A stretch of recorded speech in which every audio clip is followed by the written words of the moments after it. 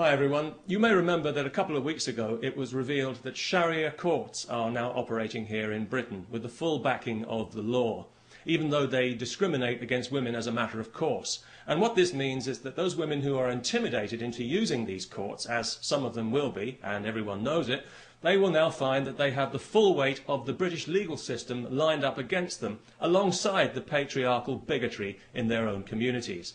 Those women who are cheated out of their just entitlement in these places, as some already have been, will find that they have no recourse to the real law to put things right. In other words, we are now accommodating Saudi Arabian legal principles here in Britain, just as we accommodate their corrupt business practices and their threats against our national security when we try to investigate them. If you live in Britain and if you think these courts are a bad idea, please sign the petition to which I have linked, asking that they be abolished and that this poison be removed from our society and that we revert to the rule of civilised law with equal rights for all, if that's not too much trouble.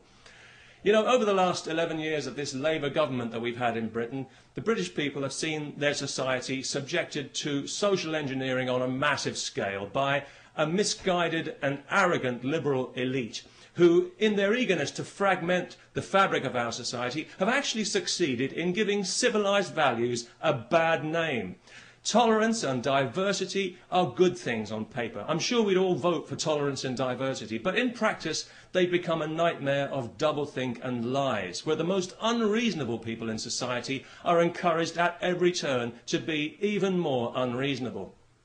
A case in point, just this week, some idiot from Saudi Arabia is being allowed to sue a supermarket because he was required to handle alcohol as part of his job, despite being told this when he took the job, and despite the fact that thousands of Muslims in Britain handle alcohol every day when they sell it in their corner shops to people like me.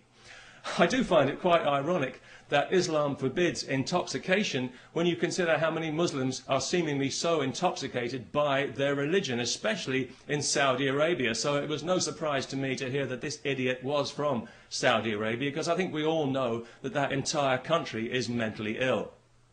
The Saudis would have us believe that theirs is the purest form of Islam.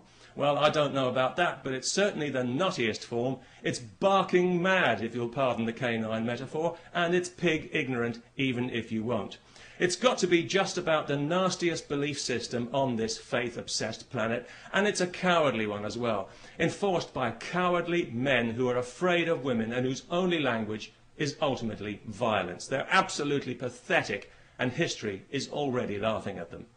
If the term human rights means anything in this world, then one day the Saudis will pay out as much in compensation for their abuse of women as the Catholic Church has for its abuse of children.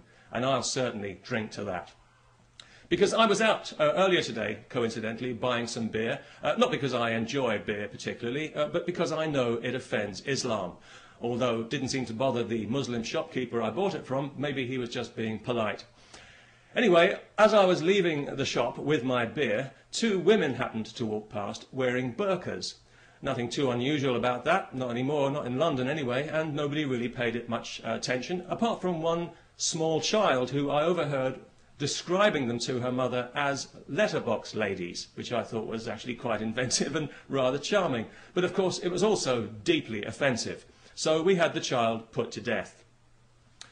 No, not really. But it was lucky that neither of the women actually heard the offensive and insulting remark, because obviously each of them had her head encased in a cloth sack. So that was good, because it meant that the police didn't have to be called, no human rights people needed to get involved, and nobody required any financial compensation for hurt feelings, which I thought made a very pleasant change indeed. And of course, as a result, we didn't have to listen to any propaganda sound bites from some Islamist Saudi shill at the Muslim Council of Britain. So all in all, it worked out for the best. And it just goes to show that these things don't always have to end in tears. Peace, especially to everyone who remembers to sign the petition.